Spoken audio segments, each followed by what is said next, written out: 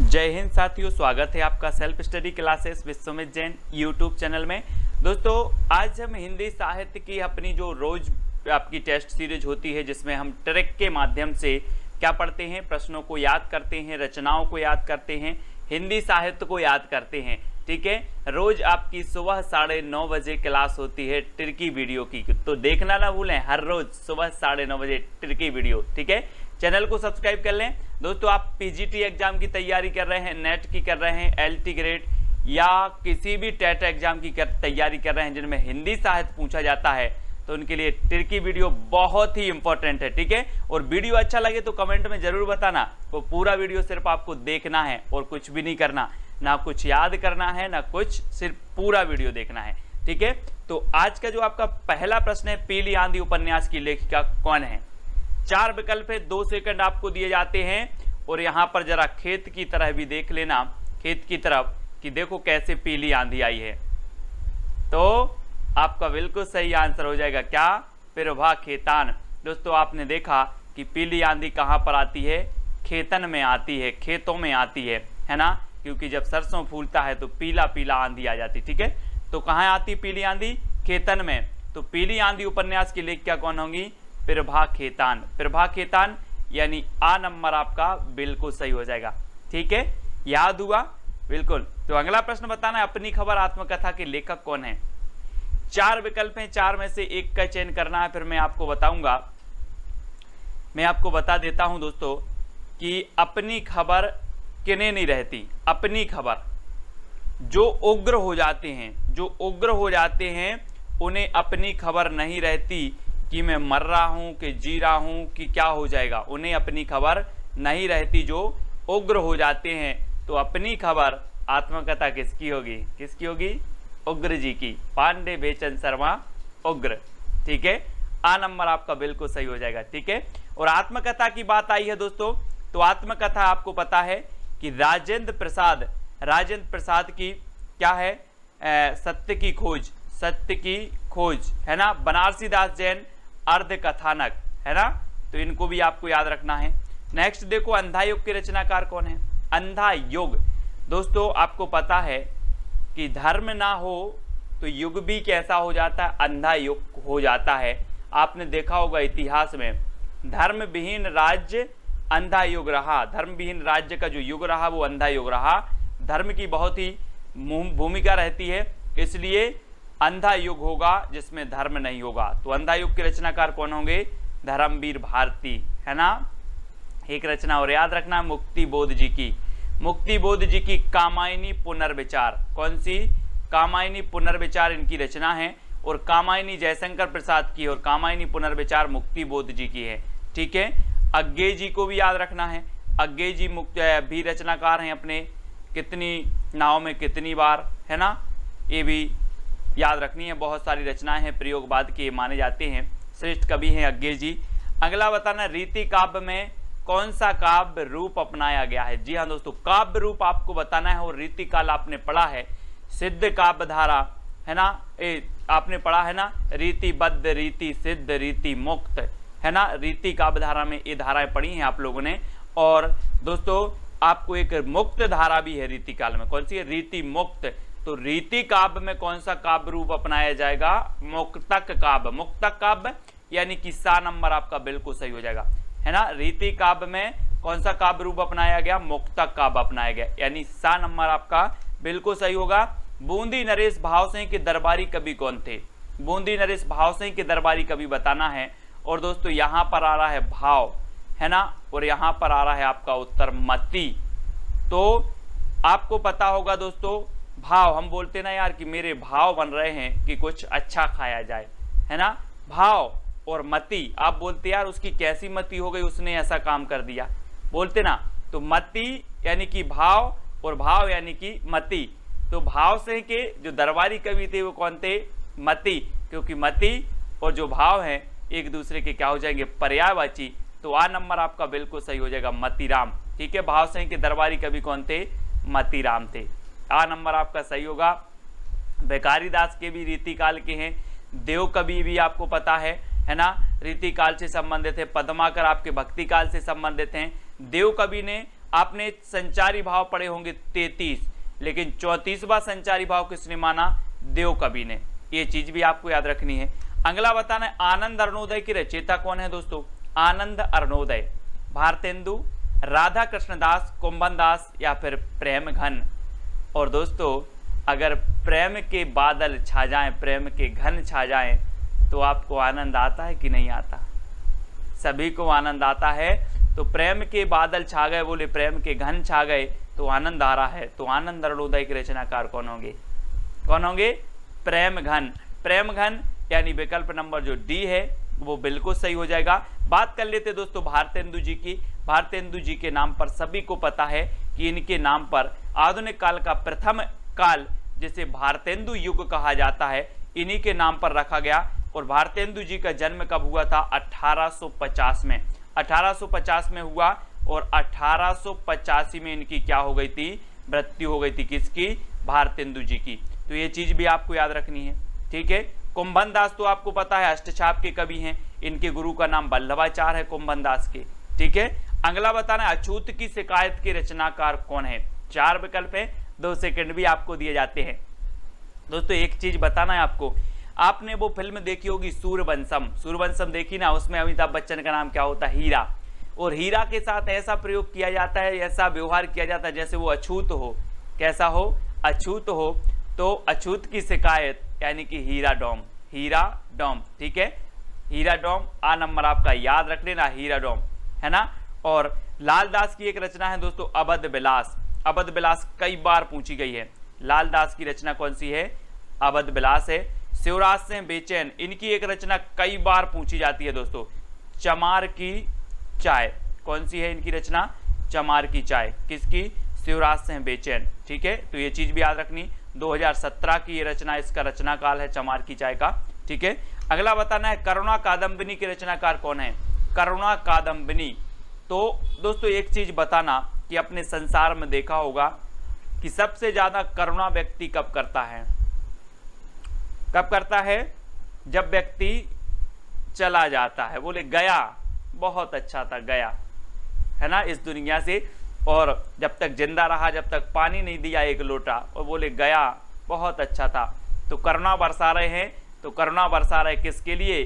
गए के लिए। तो गया करुणा कादम्बिनी के रचनाकार होंगे गया प्रसाद शुक्ल स्नेही। और इनका एक उपनाम भी पूछा जाता है, आपसे पूछा जाता है कि त्रिशूल किसका उपनाम है? किसका? त्रिशूल किसका उपनाम है? तो गया प्रसाद शुक्ल स्नेही का उपनाम है त्रिशूल, ठीक है। बात करें पंडित महावीर प्रसाद द्विवेदी की, तो दोस्तों ये 1903 में सरस्वती पत्रिका के क्या बने थे? संपादक बने थे। अब देखना बहुत सारे लोगों को क्या रहता है, इसमें कंफ्यूज रहता है। कैसे? सरस्वती पत्रिका के जो संस्थापक थे, संस्थापक वो कौन थे? चिंतामणि घोष। कौन थे? चिंतामणि घोष थे, ठीक है। संपादक को बने महावीर प्रसाद द्विवेदी, लेकिन दूसरे संपादक। प्रथम संपादक कौन थे? श्याम सुंदर दास, ठीक है। 1900 ईस्वी में सरस्वती पत्रिका का प्रकाशन हुआ, ठीक है। संपादक कौन थे? श्याम सुंदर, ठीक है ना, याद रख लेना। लेकिन 1903 में कौन बने? महावीर प्रसाद द्विवेदी, है ना। बाल मुकुंद गुप्त की बात करें तो भारतेंदु युग और द्विवेदी युग के बीच की कड़ी कहा जाता है, समन्वय का कवि कहा जाता है बाल मुकुंद गुप्त को, ठीक है। और मैत्री शरण गुप्त को तो पता ही है, इन्हें राष्ट्र कवि कहा जाता है, मैत्री शरण गुप्त, ठीक है। भारत भारती, है ना, इनकी रचना है। अगला है साकेत महाकाव्य में कितने सर्ग हैं? मैंने आपको बताया था दोस्तों, एक हिंदी साहित्य में चलता है 12 का आंकड़ा। 12 लकी नंबर है हिंदी साहित्य का। 12 कैसे लकी नंबर है? यहाँ पर 12 लिखा, आपने देखा कि साकेत में कितने सर्ग? 12, ठीक है। और रामानंद के कितने शिष्य? कितने शिष्य? रामानंद के 12, ठीक है। और वारकरी संप्रदाय जो है, जो आपने देखा होगा, कौन सा? आलवार संप्रदाय में कितने हैं? 12, है ना। आलवार कितने थे? 12 आलवर थे। तो वारकरी नहीं, आलवर, ठीक है। आलवर भी आपको याद रखना है ना। तो ये 12 का चक्कर बहुत भयंकर है दोस्तों। 12 बहुत सारी चीजें आती है। वैसे ही साकेत महाकाव्य में कितने सर्ग हैं? 12 सर्ग हैं। और इनके 12वें सर्ग में कभी कभी पूछा जाता है कि किस सर्ग में लक्ष्मण और उर्मिला का जो है मिलन हुआ है साकेत के, तो 12वें सर्ग में हुआ है। ठीक है, तो 12वें सर्ग में याद रखना है। अगला बताना जयशंकर प्रसाद का आरंभिक उपनाम क्या था। आरंभिक उपनाम बताना है दोस्तों। बात कर लेते हैं जयशंकर प्रसाद जी की, है ना। और जयशंकर जी प्रसाद जो है ये छायावाद के श्रेष्ठ कवि माने जाते हैं, आधार स्तंभ माने जाते हैं और प्रवर्तक भी माने जाते हैं। ठीक है, अलग अलग विद्वानों ने अलग अलग प्रवर्तक माना है, किसी ने सुमित्रा नंदन को माना है, किसी ने जयशंकर प्रसाद को माना है, तो सभी को याद रख लेना है। ठीक है, और जयशंकर प्रसाद का जो आरंभिक उपनाम था वो क्या था, कलाधर। क्या नाम था, कलाधर। अगर आपको कला सीखनी है तो आप कहाँ जाओगे, शंकर जी के पास जाओगे, है ना। कहाँ जाओगे, शंकर जी के पास जाना, भगवान कला सिखा दो हमें। तो कला सीखनी है तो कहाँ जानी, शंकर जी, यानी कि जयशंकर प्रसाद जी का उपनाम था कलाधर। ठीक है, अब दोस्तों मधोप उपनाम एक कई बार पूछा गया है, तो मधोप उपनाम था किसका, मैथिली शरण गुप्त का। ठीक है, मैथिली शरण गुप्त का उपनाम क्या था, मधोप। ठीक है, त्रिशूल किसका था, तो गया प्रसाद शुक्ल स्नेही। गया प्रसाद शुक्ल स्नेही का उपनाम था क्या, त्रिशूल। वैद्यनाथ जो मूल नाम था वो किसका था, नागार्जुन का। किसका था, नागार्जुन का। तो ये उपनाम हमेशा पूछे जाते हैं। ठीक है, तो इतनी चीजें याद रखनी है। ठंडा लोहा के रचनाकार कौन है, ठंडा लोहा दोस्तों आपको बताना है, 2 सेकंड भी आपको दिए जाते हैं। मैं आपको बता दूं कि लोहा कितना भी गर्म हो, लोहा कितना भी गर्म हो, जब धर्म के पास आता है तो ठंडा हो जाता है। धर्म के पास आता है तो ठंडा हो जाता है। तो ठंडा लोहा के रचनाकार कौन होंगे, कौन होंगे, धर्म के पास आता है तो लोहा ठंडा हो जाता है, तो धर्मवीर भारती, यानी आ नंबर आपका बिल्कुल सही हो जाएगा। बात करें महादेवी वर्मा की, छायावाद की श्रेष्ठ कवित्री, आधुनिक मीरा इन्हें कहा जाता है। क्या कहा जाता है, आधुनिक मीरा। ठीक है, एक फैक्ट आपको याद रखना है। नेक्स्ट बात करें दोस्तों, इनकी एक रचना है यामा। यामा के लिए इन्हें क्या मिला, ज्ञानपीठ पुरस्कार मिला। ठीक है, याद रख लेना। इनकी रचनाएं और भी हैं, रश्मि है, नीरजा है, निहार है, महादेवी वर्मा जी की, इनको आपको याद रखना। हजारी प्रसाद द्विवेदी की बात करें तो हिंदी साहित्य के आदिकाल को इनने आदिकाल नाम दिया, है ना। हिंदी साहित्य का उद्भव विकास, हिंदी साहित्य की भूमिका, हिंदी साहित्य का आदिकाल, इनके ही ग्रंथ है हजारी प्रसाद द्विवेदी की। एक और श्रेष्ठ रचना पूछी जाती है, अशोक के फूल। अशोक के फूल, ये रचना किसकी है, तो अशोक के फूल भी हजारी प्रसाद द्विवेदी की है। ठीक है, तो इतनी चीज याद रखनी है। फिर आपको बताना है सिद्ध साहित्य किसकी रचना है, सिद्ध साहित्य। जी हाँ दोस्तों, ये किसकी है, धर्मवीर भारती की, राहुल सांकृत्यायन की, सरहपा की, या फिर रामचंद्र शुक्ल की। अभी तक आपने पढ़ा है दोस्तों कि सिद्ध काव्यधारा, सिद्ध काव्यधारा पढ़ा, जैन साहित्य, सिद्ध साहित्य, ये पढ़े हैं आपने। लेकिन आज रचना भी पढ़ लो कि सिद्ध साहित्य जो रचना है वो किसकी है, धर्मवीर भारती की, है ना। और आपको पता है कि धर्म में बहुत सिद्धि चलती है। आपने बोला कि मैंने वे मंत्र का जाप किया मुझे सिद्धि हो गई, तो सिद्धि हो गई यानी कि सिद्ध साहित्य, है ना। तो धर्मवीर भारती इस प्रकार से याद रख लेना, इनकी रचना है। और राहुल सांकृत्यायन की बात करें तो राहुल सांकृत्यायन ने हिंदी का प्रथम कवि कैसे माना है, सरहपा को माना है। ठीक है, राहुल सांकृत्यायन की आत्मकथा का नाम है दोस्तों मेरी जीवन यात्रा। मेरी जीवन यात्रा, ये चीज भी आपको याद रख लेना है। ठीक है, और मेरी जीवन यात्रा और किसकी है, तो जमुना देवी बजाज की भी आत्मकथा का नाम है। जमुना देवी बजाज की आत्मकथा का क्या नाम है, मेरी जीवन यात्रा। ठीक है, सरहपा की बात करें तो हिंदी के प्रथम कवि हैं और इनकी एक रचना है कौन सी, दोहा कोश। इसको भी आपको याद रख लेना, दोहा कोश। ठीक है, रामचंद्र शुक्ल तो है ही हिंदी साहित्य का इतिहास इनका। ठीक है, हिंदी शब्द सागर की भूमिका के रूप में इनका 1929 में प्रकाशन हुआ था, है ना। तो याद रख लेना है। अगला आपको बताना है हिंदी शब्दानुशासन के लेखक कौन है। हिंदी शब्दानुशासन दोस्तों एक चीज बताना कि शब्दों का अनुशासन किसको सिखाया जाता है, किसको सिखाया जाता है, जब एक बालक किशोरावस्था में पहुंचता है, किशोरावस्था में पहुंचता है तब उसे सिखाया जाता है शब्दों का अनुशासन। तो हिंदी शब्दानुशासन के लेखक कौन होंगे, किशोरीदास वाजपेयी। ठीक है, याद रख लेना, इनकी रचना है, बहुत ही महत्वपूर्ण रचना है, हिंदी शब्दानुशासन के लेखक किशोरीदास वाजपेयी। और दोस्तों आपको याद रख लेना है, कभी आपसे अगर पूछा जाए कि हिंदी का पाणिनि किसे कहा जाता है, हिंदी का पाणिनि किसे कहा जाता है, तो वो कहा जाता है किशोरीदास वाजपेयी को। ये चीज भी याद रखनी है। ठीक है, अगला क्वेश्चन है अंगद पेज की रचनाकार कौन है। प्रश्न क्रमांक 14 का उत्तर आपको बताना है। दोस्तों एक चीज बताना, आपने रामायण देखी होगी और आपने देखा होगा अंगद रहते एक अंगद, और अंगद अपना पैज रोप देते हैं लंका में, किसकी कृपा से? किसकी कृपा से? ईश्वर की कृपा से। किसकी कृपा से? ईश्वर की कृपा से अंगद ने पैर रोप दिया। तो अंगद पैज ईश्वर की कृपा, यानी कि ईश्वरदास। ठीक है, इनकी रचनाकार हो जाएंगे। नावादास के बारे में आपको पता है, इनकी रचना है कौन सी? भक्तमाल है। ठीक है, भक्तमाल जीवन व्रत कहलाता है, और भक्तमाल की टीका लिखी किसने? प्रियादास ने। ठीक है, किसने लिखी? प्रियादास ने। ये चीज भी आपको याद रखना है। ठीक है, अग्रदास भक्त नावादास के गुरु हैं अग्रदास, और दोस्तों अग्रदास की एक रचना है कौन सी? ध्यान मंजरी। ध्यान मंजरी किसकी रचना है आपसे पूछा जाएगा, तो ये अग्रदास की है। ठीक है, इतनी चीजें याद रखनी है। अपराजिता के रचनाकार कौन है? अपराजिता रामेश्वर शुक्ल अंचल, दिनकर, तुलसीदास या फिर माखनलाल चतुर्वेदी। तो दोस्तों आपको बताना है, आप जिस भी अंचल के हो, आप जिस भी अंचल मतलब होता है क्षेत्र। ठीक है, आप जिस अंचल के हो वहां पराजित होंगे क्या? नहीं होंगे। हर व्यक्ति अपने अपने अंचल में कैसा है? मैं तो अपने अंचल में अपराजित हूं, बोलूं मुझे कोई पराजित नहीं कर सकता। तो अंचल में क्या है? अपराजित हैं। तो रामेश्वर शुक्ल अंचल है ना, अपराजिता के रचनाकार होंगे अंचल साहब, है ना। दिनकर के बारे में सभी को पता है, उर्वशी इनका श्रेष्ठ उर्वशी इनकी रचना है। ठीक है, और उर्वशी के लिए इनको क्या मिला है दोस्तों? ज्ञानपीठ पुरस्कार मिला है। उर्वशी एक रचना जयशंकर प्रसाद जी की भी है, वो भी याद रखना है। ठीक है, तुलसीदास कवि का भी नाम है, तुलसीदास निराला जी की रचना भी है। ठीक है, निराला जी की रचना है, ये चीज भी याद रखनी है। तुलसीदास नाटक है एक दोस्तों, तुलसीदास नाटक मधुसूदन जी की है, मधुसूदन का एक नाटक है तुलसीदास नाटक, तो वो भी याद रखनी है। माखनलाल चतुर्वेदी की बात करें तो एक भारतीय आत्मा कहा जाता है माखनलाल चतुर्वेदी को। ठीक है, और अपराजिता के रचनाकार रामेश्वर शुक्ल अंचल जी हैं। अगला बताना, देहाती दुनिया की रचनाकार कौन है? देहाती दुनिया दोस्तों एक चीज बताना कि देहाती दुनिया में क्या होता है। वो नहीं जानते कि अगर मगर क्या कुछ, वो जानते हैं कि मैं शिव की पूजन करता हूं और शिव ही मेरी सहाय करेंगे। क्या करेंगे? शिव ही सहाय करेंगे। कहां पर? देहाती दुनिया में। तो देहाती दुनिया किसकी होगी?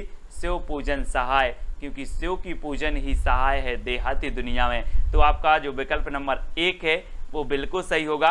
ठीक है, याद रख लेना। बात गोकुल दास की बात करें तो दोस्तों आपको कई बार बताया है, 252 वैष्णव की वार्ता और 84 वैष्णव की वार्ता, ये जीवन व्रत हैं गोकुल दास के, इनको भी याद रखना है। हालाते कन्हैया की रचनाकार कौन है? प्रश्न क्रमांक 17, विद्यापति, मलिक मोहम्मद जायसी, हजारी प्रसाद द्विवेदी या अमीर खुसरो।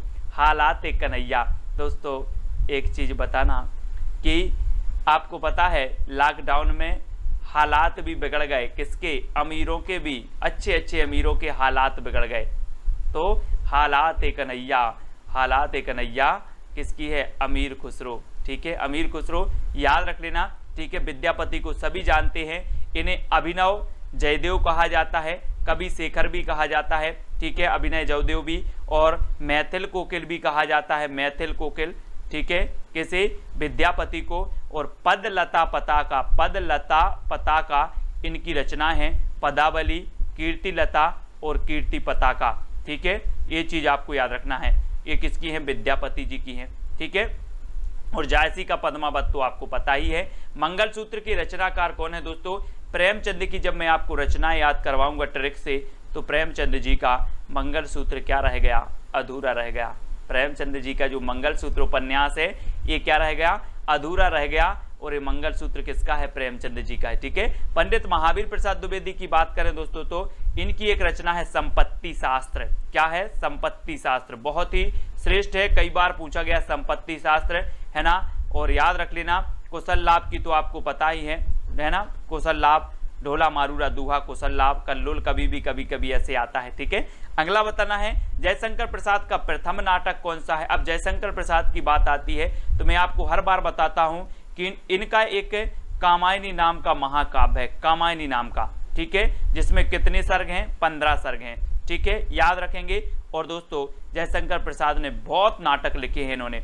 सज्जन इनका प्रथम नाटक माना जाता है। प्रायश्चित इनका नाटक है। कामना इनका नाटक है, कल्याणी परिणय है, राजश्री इनका प्रथम ऐतिहासिक नाटक है। कभी आपसे पूछा जाए कि जयशंकर प्रसाद का प्रथम ऐतिहासिक नाटक कौन सा है, तो राजश्री इनका प्रथम ऐतिहासिक है ना। चंद्रगुप्त, स्कंदगुप्त, ये सारे नाटक इसके हैं, जयशंकर प्रसाद जी की हैं, तो इनको आपको याद रखना है।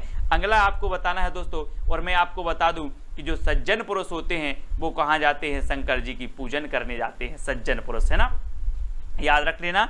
अगला है क्या भूलूं क्या याद करूं, किस विधा की रचना है दोस्तों, तो जल्दी से बताएं, मैं आपको बता दूं, हरिवंश राय बच्चन जी की आत्मकथा है क्या भूलूं क्या याद करूं, है ना, और ये क्या है, आत्मकथा है, बहुत ही बढ़िया है, कई बार एग्जाम में पूछी गई आत्मकथा है क्या भूलूं क्या याद करूं, मोस्ट इंपॉर्टेंट भी है, तो इसको याद रखें, ठीक है। अब दोस्तों आपका चैलेंज प्रश्न की बारी है, और चैलेंज प्रश्न में आपको उत्तर बताना है कि महावीर प्रसाद द्विवेदी सरस्वती पत्रिका के संपादक कब बने, 1903 में, 1900 में, 1901 में या 1920 में। महावीर प्रसाद द्विवेदी सरस्वती पत्रिका के संपादक कब बने, ये आपको बताना है, और वीडियो को लाइक करके शेयर अवश्य करना है, 2 लाइन मोटिवेशन की जरूर लिखना है, ठीक है। और महावीर प्रसाद द्विवेदी के बारे में कितना आप जानते हो वो भी आपको कमेंट में लिख देना है, सरस्वती पत्रिका के बारे में जो जानते हो वो भी कमेंट में लिख देना है, ठीक है। और पिछले वीडियो जरूर देखना है, वीडियो को लाइक करना है। पिछले वीडियो में हमें विनय पत्रिका की भाषा पूछा था कि भाषा क्या है,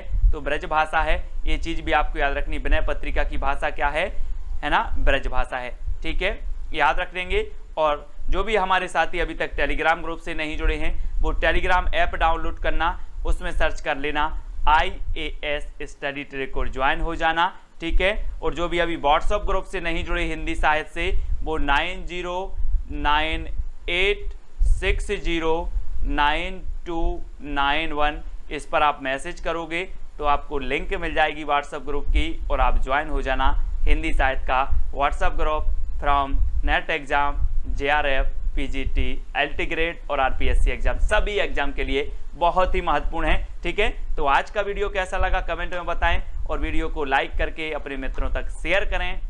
जय हिंद।